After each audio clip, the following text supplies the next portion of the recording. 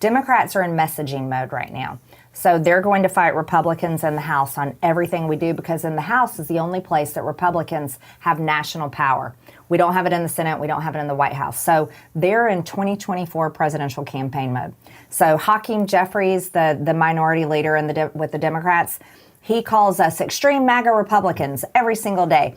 AOC calls us fascist and every other name that she can think of. Although I would say people should really pay attention to AOC. She's the true fascist. You see, what fascism is it's that, I call it the unholy union of big corporations and big government.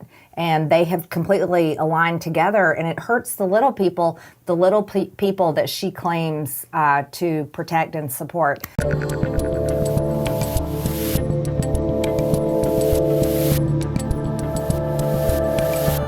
I'm Dave Rubin, and joining me today is the Congresswoman representing Georgia's 14th District, Congresswoman Marjorie Greene. Welcome to the Rubin Report. Thank you. It's good to be here. I am glad to have you. I said to you right before we started, we've got some poles up here that I thought maybe you could do some pull-ups from, because you're always doing exercise on the Capitol. Should we start that way with a couple pull-ups, or maybe we'll finish that way? We can finish that way. We'll finish that way. So, it's funny. I've never sat down with you before, and I'm sitting down with probably about 15 or 20 Congress people and senators, et cetera, and people think of you as very controversial. And so I was like, all right, I really want to figure out what is truly like the position you hold that is the most controversial. And I really couldn't come up with that much. So maybe we start there. What do you make of that notion in general? Well, it seems to be in Washington, D.C., if you come in very convicted in your beliefs and really represent your district and the beliefs that your district hold, things like secure borders, a strong economy, freedom of speech, protecting our Second Amendment, saying no more foreign wars, let's focus on America and America first, being unapologetic about being pro-life, wanting to protect children that seem to be under attack from these gender lies, things like that. Washington, D.C. and the mainstream media labels extreme. But actually in real America, Northwest Georgia, where I come from, and pretty much all across the country, those types of things are not extreme. It's more Washington, D.C.'s position that is extreme. Do you sense that maybe some of that is shifting? I sat down yesterday with Speaker McCarthy at the Capitol, and he was talking about the agenda and sort of the new Republicans that are here. And there does seem to be a better messaging at the moment. It's partly why I'm here for 3 days to talk to all of you guys, because it does seem like something's a little bit different than, say, the Republican of 5 or 10 years ago. Yes, and I think I can say I've played a role in that.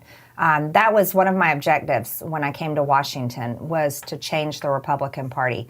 You see, I was a regular American, never had run for office, wasn't involved in politics at all. But I was very upset with the Republican Party. I was a Republican voter, but I didn't feel like the Republicans in Washington reflected our values.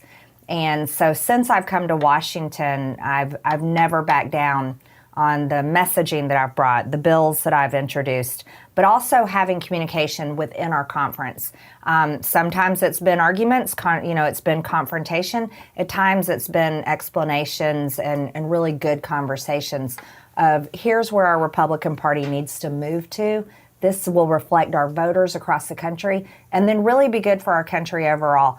I supported Kevin McCarthy in the speaker's race because I spent a lot of time talking with him ahead of time about what his goals were, what his objectives were. And also I developed a relationship with him and was really glad that he listened to me and the things that were important for my district as well. Was it funny how that whole thing was working out and the strange bedfellows that created? Because it was like Trump was supporting him, you were supporting him, Gates, who obviously you're in line with on a lot of things, was not supporting him. And then everybody was the media was loving the fact that you guys weren't all walking in lockstep, which actually I tend to think is good, that people are thinking for themselves, but that it created all of these odd relationships that maybe didn't exist before. Well, I think what it did is it pulled back the curtain into the Republican conference, and it showed different views that the media didn't expect. And a lot of people, of course, just watching from the outside didn't expect.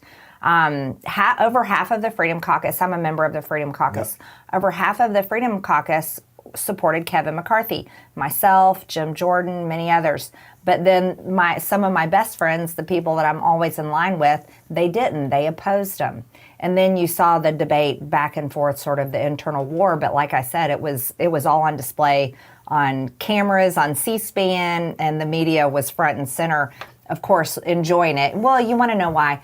The media really likes to see Republicans fight with each other. Yeah.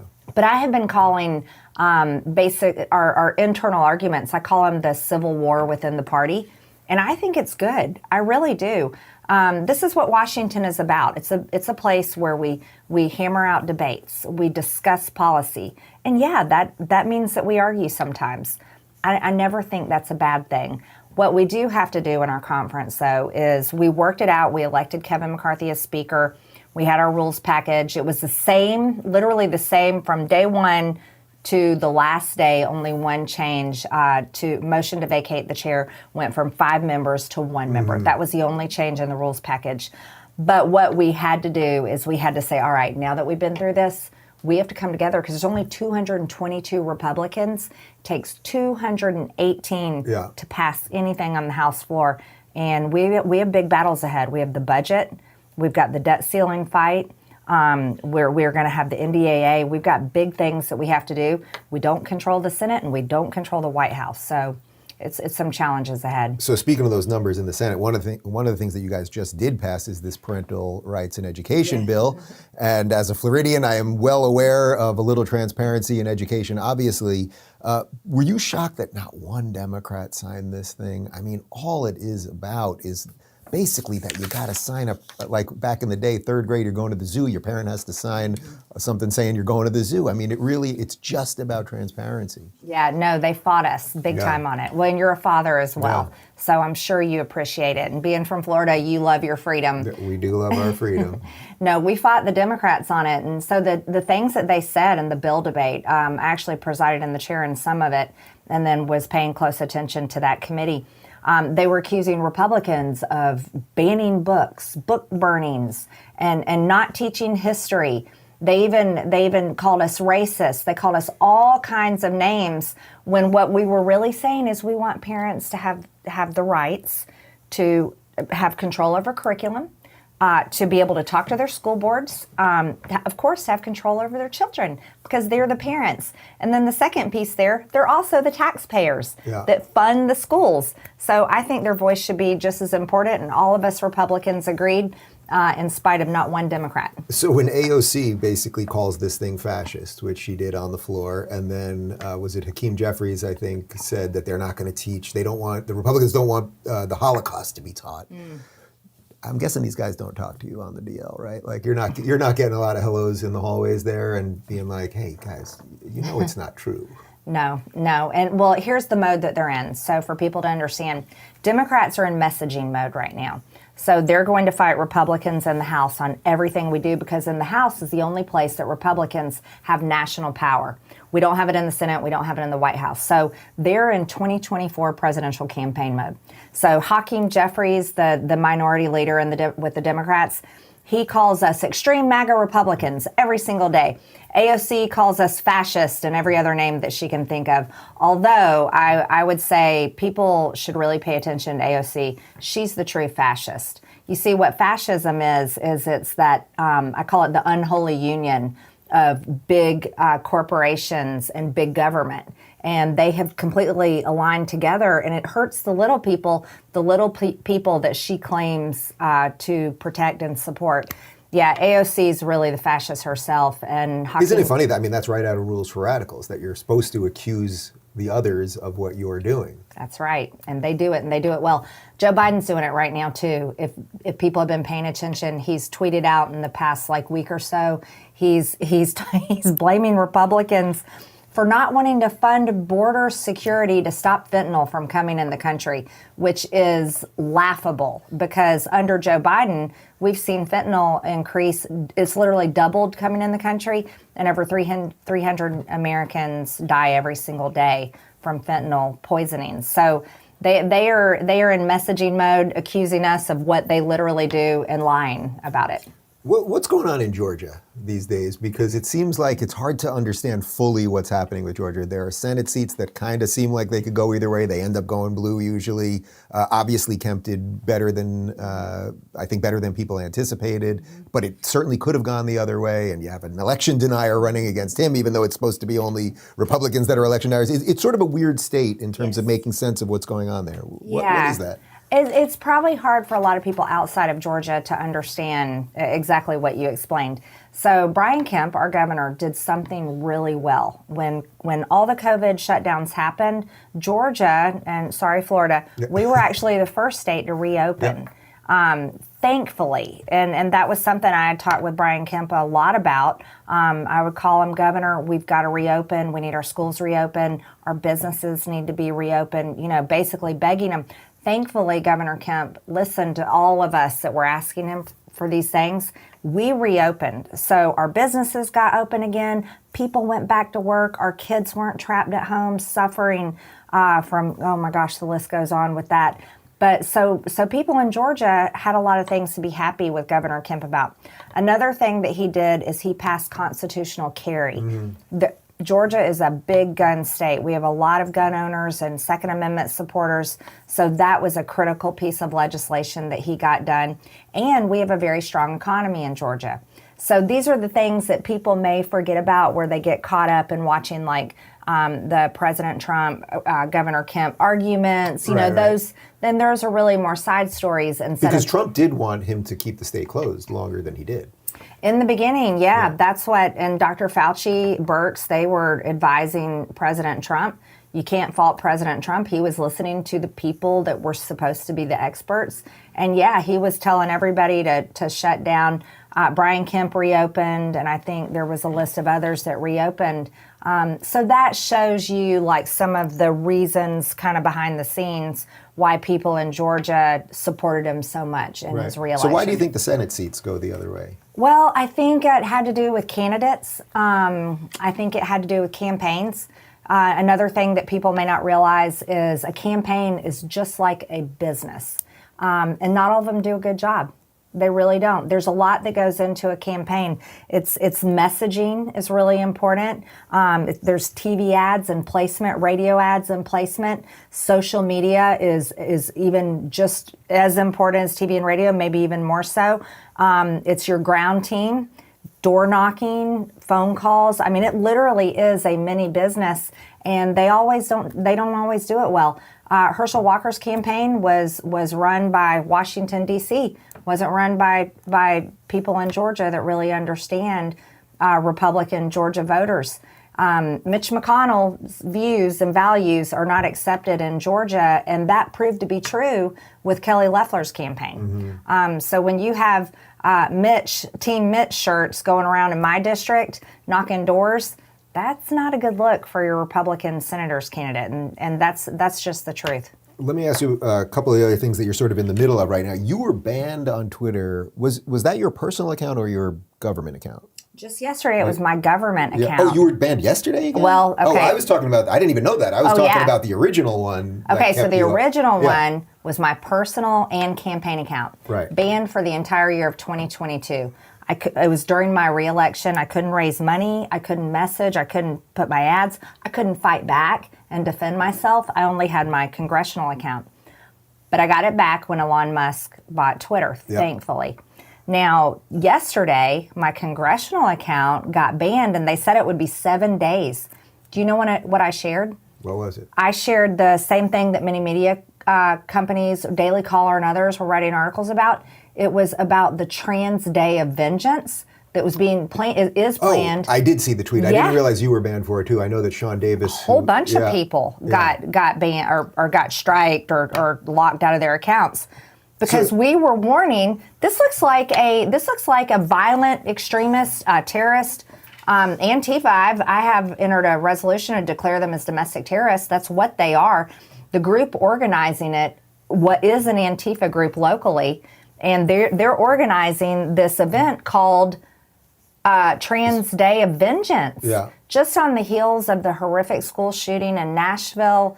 So all of us were in alarm, and I tweeted about it and got banned for 7 days. But they've reopened my account this morning. Right. Oh, so did they force you to delete the tweet? Of course, So yeah. they forced you to delete the tweet, but they Yes. did at least let you back on. Yeah, but they were whitewashing it. Look at this. They were trying to completely take this off of Twitter, which is wrong. And this wasn't any of us attack. It was not an attack on LGBTQ, not at all. This isn't an attack on anyone's identity or sexual identity. We are literally warning about a violent event that sounds violent and seems connected to the Nashville shooting right there in the Supreme Court. I'm pretty sure if they had the MAGA Day of Vengeance, people would not be that thrilled about that. The DC jail would be full. Were you able during the Twitter hearings, and some of them are still ongoing, and now there's this TikTok situation and all that, were you able to find out what level of coordination actually took your account out last year? I do have some knowledge of that. John Solomon has done some really good reporting on that. And then we had the Twitter execs, they came into our oversight hearings as well. I didn't let them talk during my fight. We get 5 minutes. So I told them, I said, all right, you guys, you silenced me and stole my freedom of speech during the entire year of 2022. During my campaign, I said, by the way, I won. So you weren't that effective. But I said, so I'm silencing you for my 5 minutes. And I proceeded to let them have it. And I called Yoel Roth out on his disgusting affection for child porn. Yeah. And that it was his duty and his job in Twitter to take that off of Twitter, and he did not do it. It was really weird, the child porn thing with Twitter, because nobody seemed to care about it until Elon Musk came over, and then suddenly everybody cared about it. Elon's doing more about it than anybody, but now all the articles are that he's not doing enough. Of course. But nobody cared about more. But what about the people on the government side? Because I kept saying during the hearings, it's not that I have sympathy for these Twitter people, but they're private employees who are maybe up to no good, for sure. Yep. But they are also working with government people, and it seems like we still don't really know who those people are or how high that goes up. That is an extreme problem. So that's in Homeland Security. I mean, we know that they are the ones that run these disinformation programs in conjunction with the FBI, the CIA, and others. And so this is a serious problem.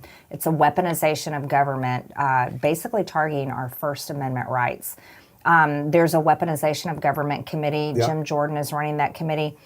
So we coordinate on oversight under our chairman, Jamie Comer, and we coordinate on these things. But we were also... And do you think you can do anything on it? That's what everybody always is, it's like, okay, you have the hearing. Does anyone pay the price? Yeah. So I'm a business owner. That's really what I was. And a mom. I've got 3 kids. Before I became a member of Congress, and I know that money is very powerful. So when you don't pay for something, that means that it discontinues. So we've been looking into things. I spoke with Jonathan Turley last night, and he had a great suggestion for us on oversight, but this also goes into our budget and appropriations. The federal government gives out grants. Okay, all kinds of grants, and that's a whole nother topic we could talk about. There's a lot of grants we have to cut out. But they give out grants for disinformation. So this is basically tax dollars funding all kinds of groups, outside groups, and they spend all their time finding things they want to censor. Then they would send them to Homeland Security, send them to the FBI and so forth, and then they come in and they funnel them down and then wipe them off of not just Twitter, which is actually one of the smaller social media companies, Facebook, Instagram on the much bigger ones. Let me give you one to look into, because this will blow your mind if you didn't hear about it. Do you know about NewsGuard? Have you heard about NewsGuard? So NewsGuard is one of these, nonprofits, which is funded by the government, $750,000. I had Marissa Streit. She's the CEO of PragerU, which I'm sure you're familiar with. I had her on my show talking about how NewsGuard has been looking into PragerU, and because of that, they're losing contracts with companies that don't want to work with them anymore, right? Yeah. So then get this, that was a Friday. On Monday morning, I got an email from NewsGuard that they were looking into me. I had never even heard of them before, but by interviewing someone that they were looking into, and the United States government, $750,000 to these people. So that's a little... There's a grant. I normally don't give you homework, but there you go. But that's a grant. Yeah. They very likely have that grant for that amount of money, or who knows more, and it's probably... They have to renew it each year. See, that is exactly what we're going to start looking into. Yeah. But what we have to do is we have to take that into the budget and into our appropriations process. Take a little pencil and its eraser, and we're not paying for this. we have to cut spending anyways. We should cut out these programs. And so that is what I'm hoping to do. And we have a lot of heavy discussions right now that are ongoing with the budget while we're trying to get, senile Joe Biden to actually come talk to us and talk to Kevin McCarthy and actually start negotiating some of this. Well, as long as you went there, I mean, what's going on with this president? What's going on? It seems to me that everyone in this town knows something's not right, and everyone's kind of, you basically said it more forwardly than most at this point. And I have a great respect for older people. I do. I think most of us do. But I think it's clear and obvious to everyone that he's definitely, he's late in his age. Yeah. And he shows it. His physical and mental and speech capabilities all show it. And that's wrong. It's wrong of him. It's wrong of his family to put America in this position. And it's an embarrassment. But it's also dangerous for all of us. The Afghanistan withdrawal is one of those perfect examples where that was a failed withdrawal. And he's not the only one to blame. Mm-hmm. There are generals that are to blame too. 13 soldiers dead, many more wounded that no one ever talks about. Arming the Taliban, $85 billion worth of equipment and horrific stuff. That picture that came out the other day where they show you all the tanks and the SUVs and just on the helicopters, it's like, man, we literally just gave them everything. Yeah. Bagram Air Base, this is the one that not enough people are talking about. We built Bagram. Built it, used it. We should have never gave it up. Withdrawal from Afghanistan, but we should have kept Bagram Air Base because of its proximity to China and right there in the Middle East. Completely abandoned that air base, and do you know who's controlling it now? China. Well, of course. No, of course. China. Wait, why China? They came in and negotiated with the Taliban. China now controls Bagram Air Base in Afghanistan. These are the failures that not enough people know about. Look at the Chinese spy balloon incident. Allowed it to travail across the entire country before they shot it down. You know what that is an example of? That's an example of the type of information and control that China has over Joe Biden and his family because of the corrupt business dealings.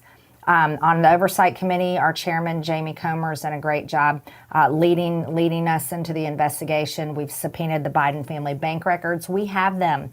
We literally have, they always say follow the money. We have followed it, and it is proving that they were getting payments from China. And let's be real. Does Hunter Biden have any job qualifications? No, of course not. $80,000 a month for a consulting job in something that he had no idea what he was doing. Millions of dollars. Yes. Hallie brother, Biden, she's in education. Is she qualified to be in the energy business, in international energy business with China and U.S.? No. Joe Biden himself, 50 years in government now. I don't know that he should be worth millions and millions of dollars. Yeah, he's been here longer than I've been alive. Seriously. That says it all. And I'm not young. I'm 48. Let's do, you got 2 years on me. Let's do just a couple other things. You mentioned to me right before we started that you're trying to pass the Protect Children's Innocence bill, obviously connected to all of the gender stuff that everyone is sort of endlessly talking about. It's rather bizarre. It is. I'm a mom, so that's the best part of my life.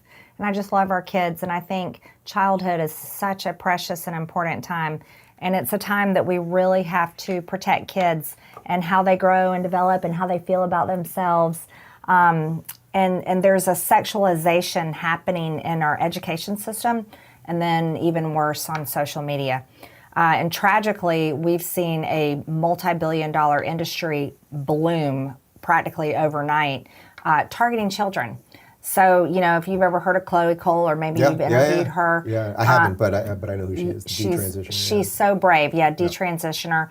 And she's like a spokesperson for the community, which is actually really big. Just not all of them want to come out. It's a difficult thing. Mm-hmm. But hysterectomy at age 15, had started puberty blockers at 12 or 13, testosterone, these are the kinds of things that these kids are doing before they're old enough to vote.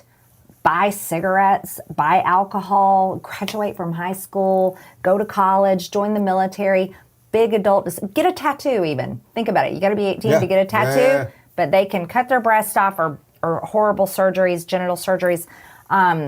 It's just wrong. And, it's not a judgment on them. They may be confused or developing or have an identity crisis. It's not about that, but it's about this industry, for profit, causing permanent damage to their bodies before they're even old enough to be adults. Do you think you'll get, considering that no Democrat signed on the transparency bill, do you think you'll get one Democrat to, because again, what I know people will do is they'll say, well, she's either a bigot or something towards trans people, which is actually completely the reverse of what you just said. But that's probably why a certain amount of Democrats that maybe aren't completely off the deep end will just be like, I'm not signing on because it's got Marjorie's name on it.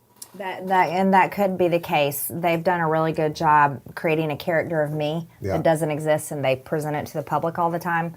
So that could be the case. But I would hope that they could put responsibility and rational thought above politics and lies in the media, because these are our children, and we're seeing years later these kids have serious medical issues.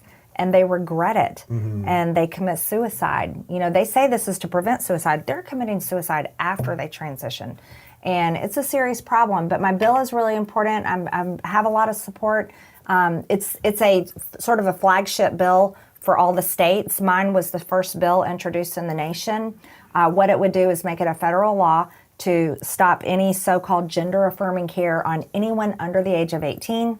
No puberty blockers, no hormone treatments. It stops all of that. And it gives these victims a right to sue if they have some sort of injury involved, if they've already gone through the process. And so I think it's important. And I really hope that every Republican will vote for it. I hope that Democrats will come around and see this is the right thing to do. And we just got to protect kids and let them grow up. Philosophically, I'm curious, would you prefer that it be done at the state level? You're obviously trying to do it at the federal level, but would you prefer, obviously Cali's not going to do it, but Georgia might, Florida might. It's it's sort of happened. It's actually happening in Florida right now. Would that be your preference generally, to have everything be done at the state level? I'm a big state rights person, but on this one, no. I'll tell you why. And I have this argument with some of my conservative friends. They're saying, this is a state issue, Marjorie. And I say, no, it's not. California passed the bill. They put it on Governor Newsom's desk, and he signed it, making California a trans kids sanctuary state. Sanctuary state. So not only are they saying that the government of California is going to wrap them in and make this process happen for these kids, they also take away parents' rights to stop it. That is a state that has crossed the line, in my opinion. California is not alone. We're looking at New York, we're looking at Washington, we're looking at other states, blue states that are following down the same track and going to enable this process even worse, so more children are going to be victims. Secondly, we do have federal laws that prevent child abuse, and this one to me falls in the child abuse lane. And I think it's important to make it a federal law. If I'm not, I might be mistaken about this, but I think I saw you on Tim Pool talking about sort of just the division of the states right now, and that the red states are really, well, they're working, and the blue states, it's just not working. I've asked several Congress people about this in the last couple of days. What do you make of that generally, and then what keeps us united if that is the direction that we're going in? Well, I've used the term national divorce, and my words got twisted around. I used national divorce for a reason, because that's a court process. That is a legal process of dividing. But I did not want it to be mixed up with civil war or secession, and I'll tell you why. When I talk about a national divorce, I talk about states having more state rights. And I talk about the federal government being completely shrunk down more towards where it should have been and where it started out. Kind of like those guys. Yeah, they kind of knew what they were doing. Yeah. And they warned us of a lot of the serious problems that we're seeing today. I think we maintain a military. We've got to protect our borders. We definitely need to stay the United States of America. But many Republicans, many conservatives have gotten so fed up with the left's ideas. the climate change lies. I'm sorry, we don't want to give up our gas stoves. We like to be able to buy a gas or diesel fueled combustion engine vehicle. We don't want to be forced onto electric. I mean, we might choose to buy it, but we don't want to be forced. Yep. We don't want our children being taught that there's more than two genders. We say there's only two, male and female, and so on. We could give all the examples. And Republicans, they used to say they needed a safe space. The left said they needed a safe space. We've gotten to the place where we're like, we need a safe space. Yeah. And so that's what I was talking about when I mentioned national divorce and dividing up. Is that just one of those things that as you're saying it, you're like, oh, I know what the media is about to do? Yeah, always. They always do it. Yeah. So, do you bother with CNN and MSNBC and the rest of them anymore? I don't think MSNBC's ever invited me on. They just like to talk about me every single day. CNN, I do talk with them on the Hill. There's a lot of pretty good reporters on the Hill. I try not to attack the media because I actually respect the press, and I really want to see them. I want to see the political bias drop out of the press, and I think the profession of journalism is a dying art, and I really want to see it come back. And I want the press, and I literally tell them this.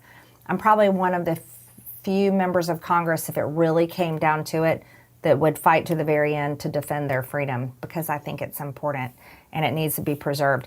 And I'm also, at the same time, one of the most attacked people by the press. But I have a faith in humanity, and I really want to see them do a better job. And I would like to see our press corps have their freedom and remove the political bias and just report the news for the people. Let me ask you one more, because it's sort of happening at the moment. Obviously, there was this horrific shooting in Tennessee. It sounds like the shooter was either trans or at least identified in some way that was non-binary or one of these things. We know that this is going to call for more pushing of banning guns. I mean, Biden basically is saying it already. Obviously, you're a big Second Amendment advocate. Is there anything, what can be done here? Is there anything that can be done, or is this just, it's now baked into the system that these things are just going to keep happening? I have a unique perspective. When I was in 11th grade, it was the first year that then Senator Joe Biden had gotten the law passed to make schools gun-free school zones. And before that, the guys would pull up in their trucks and they had their hunting rifles in their trucks. It wasn't uncommon for guns to be at school. But when I was in 11th grade, that law passed. Schools became gun-free school zones. One of the kids at my school brought 3 guns to school into the first period class and took over our entire school after firing a weapon. And so we spent 5 hours on lockdown. So I know that fear of being trapped in a school where there's no good guy with a gun. The only person that has a gun, and he had 3, was a very mentally disturbed, emotionally upset student that was around my same age. And we were all at mercy of what he might decide to do. Luckily, no one died that day. So I have that perspective, and I believe children are our most precious resource. If President Biden is protected by guns, Nancy Pelosi is protected by guns, our Capitol is protected by men with guns, I think our kids should be protected. And if this threat we see it over and over again, if it's going to keep going, well, you know what? We need to harden our schools and protect our kids the same way we protect gold, money in banks, Hollywood celebrities at their big banquets and award ceremonies. I believe that's what we should do. But I've asked this question. I think we need to finally take a look at SSRIs. We need to look at these medications for anxiety and depression, because, pretty much every single one of these shooters is on or off these meds. Yeah. I've also wondered about this particular shooter in Nashville. What medications were they taking? If they were transitioned, how much testosterone? Right, that's going to open up a whole other set of issues. Because testosterone creates aggression. Yeah. And if she's had too much in her body, how was that affected with SSRIs or whatever else? I think the American people deserve to know. I think the coroner's report should be made public. It's time to have these discussions, and then we need to make decisions there. One more on that. What do you think, they haven't released the manifesto that apparently she wrote. I'm really 50-50 on this. I believe in transparency, but on another side of that, if they release it, it almost incentivizes more people to do it, because then it's saying to them, oh, I can do something crazy and then have the whole world read Mein Kampf in essence. Right. What do you think about that? I understand the thought process of not rewarding that shooter, but let's be real, the shooter's dead. Thank God for those officers that went in, and which that was unbelievable. I mean, unbelievable. That video, And so I believe in the truth being told, and we've seen manifestos in the past. I think this one should be released. It should be part of studying what's wrong and exposing. There also could be a network of people. That's something that is being investigated actually by law enforcement because of this planned Trans Day of Vengeance here in Washington, organized by an Antifa group. And there have been talks of a group that raised money for firearms training to defend trans rights. These are all discussions, and maybe that manifesto has information about this. Again, it could be a group of people that were organized, and supposedly this group called for action in Nashville. I don't know. These are things that are floating around and up to, I would hope the Department of Justice would take it serious the same way they're targeting January 6th people that walked in the Capitol. They should be taking this serious. And so I do think it should come out. All right, one more on a slightly less serious note. Do you have access to the Jewish space laser? I don't, but I funded them. I voted to fund them. I support Israel. But you've never sat in the thing. No. No. Well, it's been a pleasure chatting with you, and Nice. I hope we can do it again. Yeah, let's do it again. Thank Right. you so much. If you're looking for more honest and thoughtful conversations about politics instead of mindless drivel, check out our politics playlist. And if you want to watch full interviews on a variety of topics, watch our full episode playlist, all right over here. And to get notified of all future videos, be sure to subscribe and click the notification bell.